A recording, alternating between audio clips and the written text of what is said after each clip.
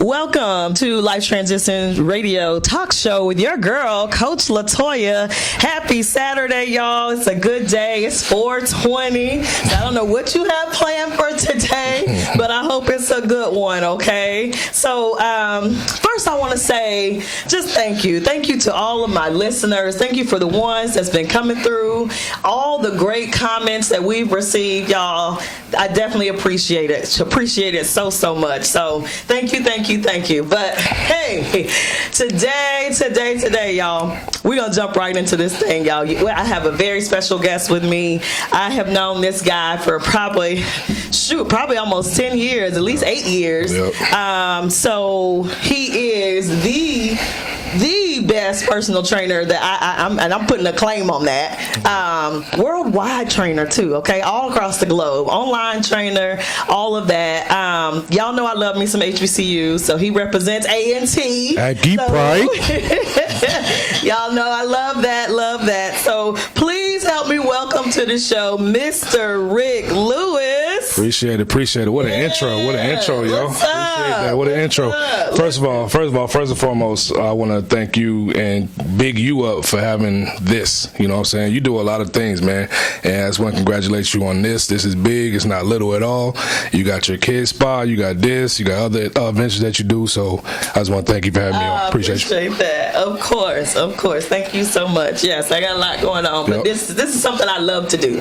So Life Transitions came about because I really wanted to expose the regular, like, everyday people that go through transitions and they're overcoming things. They're dealing with adversities, right? And so what this show is about is just showcasing those stories. So I'm honored to have Rick on today. So Rick, give him a little background on you, who you are, where you from. Rick Lewis, family man, from New York, born in Hampton, Virginia, raised in New York, and then moved down to Greensboro when I was 14. Okay. Went to A&T, football, graduated with a degree in food nutrition dietetics. That's important. I got to get that degree. Yes. After that, I went into that field, played a little football afterwards, went to that field of dietary and in the hospital healthcare space, and then from there, personal training. Okay. Yep. So let's back it up a little bit. What made you choose that major? Right. Okay, so what made me choose that major? I was thinking about things like, okay, what is something that will never go without? And that's food and that's healthcare.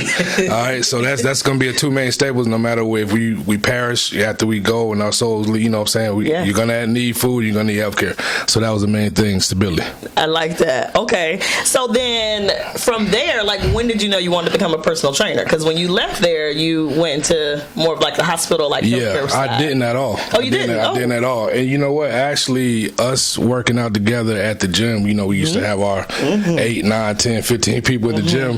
That was God getting me ready for the new space I was going to go into. Because I never in my life thought I was going to be a personal trainer. Really? Okay, y'all, so I got to tell you, back it up a little bit. So I met Rick in the gym, right? And every time I'd see him, he'd have like a crew of people. Just think about like a mob, like a little gangster who has like all these people that, you know, come around him. And so, but they used to work, y'all. I mean, then they would take over the whole gym because there's so many of them. So they take over all the machines. So one day I think I met Max first. I met one of the young ladies that was working out with him. And she was like, come on. And I'm thinking, yeah, I can do this. I'm good. Y'all, the first day I work, and I used to work out. Like, this was my thing. I go to the gym, I work it out. First day I work out with this group, y'all. I think I went to the bathroom twice. Absolutely. And not because I had to use the bathroom, okay? It's because I had to throw up, okay? Because he will push you. And even though we're working in a group, it was like nonstop, like just from machine to machine. There was no breaks or anything. And I'm thinking I can hang. Y'all, I had to brace myself. So anyway, so that's what he means by it was a large group of us. We come to the gym. It felt like every day. I said I was going to start going back to church on Sundays because he would work out on Sundays. holidays too. Yep. And I was like, I'm gonna be in the Lord's house. I'm gonna be able to come. But anyway, so that's what he's talking about. And so even in those times, I think we were getting a lot out of it. I know for me, when I was working out with him, I always looked at him as a trainer, but I think I was getting ready to go to Aruba or somewhere. Yep. And my trip was in January for my birthday.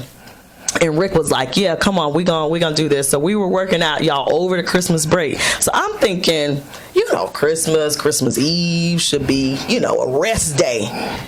Rick said Christmas Day we could have off, but Christmas Eve we were working out, and I appreciated it, y'all, because by the time I got to Aruba, it was a nice time. I was able to show off a little bit sure. So that's interesting, though, that you were not even thinking about personal training until then, or not even then, because I remember you were still doing your shifts at the hospital and all of that, right? Yep. So then, what was the switch? The switch when I got fired, when I got terminated.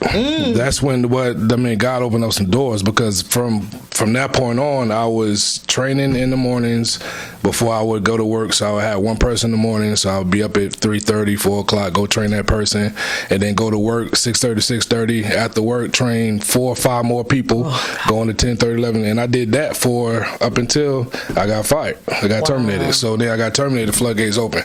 I was able to, and people didn't even know I had a job. I know. I wasn't sure. Yeah, people didn't even know I had a job. So when the floodgates open, as soon as I got fired, I called my wife. I went upstairs with my wife and told her to let me go. And she was like, well, there it is. Wow. That was your sign. That was it. Yeah, wow. From that point on, it's been consistent. Wow, that's awesome. That's awesome. So for any personal trainers out there that are doing both, right? They're doing both. They're trying to maintain the job. Yeah. They had clients in the morning and the evening, kind of doing what you were doing. Right. What would you suggest? Any thoughts for them? Keep your head to the ground, man, and keep grinding. Because it's gonna be times you're gonna be like, man, this is too much, yo. I'm not getting enough sleep. I'm not seeing my family enough, if you have a family. And that was a hard part too, because you got to sacrifice that. You know what I'm saying? That is hard. You know what I'm saying? You're having a family, there's certain events happening, you can't go. I missed my daughter's birthday going to, no, that was Primerica. I was on Primerica too, so I missed her birthday going to an event. Wow. But with all that being said, it's going to be sacrifices you got to make. Yeah. And if you're willing to make that sacrifice, and if your counterpart is there with you in the trenches, and then go for it. Other than that, then it might not be what you might not want to do that. Okay. But you got to have an exit plan too, though. Like if you have a job, I tell people, if you have a job, stay working your job. Yeah. Because you just can't jump out there and you got 2 or 3 clients and you think that's gonna be it. Because them 2 or 3 clients can leave you. What you gonna do then? Yeah. So you got to have an exit plan. Okay, I'm gonna build up to 15 clients, then I can kind of like shift back a little bit, and then build up to 10 more clients, and that's how you do it. You just don't quit. All right. You see what I'm saying? So, yeah. Okay, I like that. So, any thoughts or strategies or tips for them to build clients? Because a lot of times in this business, how do you, especially when you're not in it full time, right? How do you build those clients? One, by being your authentic self. Be your authentic self, because people can see right through the fakeness, and just be your authentic self. Because if you're one person on social media, and then you're another on the real world, they see right through that. Yeah. You see what I'm saying? So that along is being professional. You gotta be professional, especially when you're dealing with women clients. In this realm of personal training, you have majority gonna be women clients if you're a male. So it's professionalism. Because I work with females in the healthcare space. You know, that's all that's in healthcare is female. So that also prepared me, and being raised, of course, by a woman, that how to deal with women. So so being yourself, being your true self, and keeping it professional, absolutely, is gonna get you there. Absolutely, absolutely. So give me an example about being themselves. Like, what some of these people be out here doing when they not being themselves. How they portraying on social media. Because I'm just saying, I've seen some trainers that look one way on social media, but then when they get to the gym, this about to be Club Shay Shay. I see what you doing. Oh, no. I see what you doing. I see what you doing. No, we're not doing Club Shay Shay here. I see what you doing. Okay. I'm just saying. Like, what would be an example? Because a lot of times, people are hesitant on like paying for a personal trainer because it's not cheap. So but you see this image on social media, but then you get in the gym or something with them, and you're like, hold on. Oh, it's a lot of fugazi, man. And that's why I always tell people, like, when you do look for a personal trainer, look for consistency in that trainer. Is he or she doing what she's asking you or telling you to do? Do they have a workout regimen on a consistent basis? You know what I'm saying? Video, pictures, all that. Pictures can be filtered and all that stuff, but if a person don't look like that in real life, then what we doing here? Right. You know what I'm saying? So that's why I think, I know for me, I'm 100%. I'm gonna put everything out there. I'm a video. I'm gonna do pictures, all that, and nothing is gonna be touched. When you see me, it's gonna be the same thing. You might be like, "Oh, he bigger than that picture."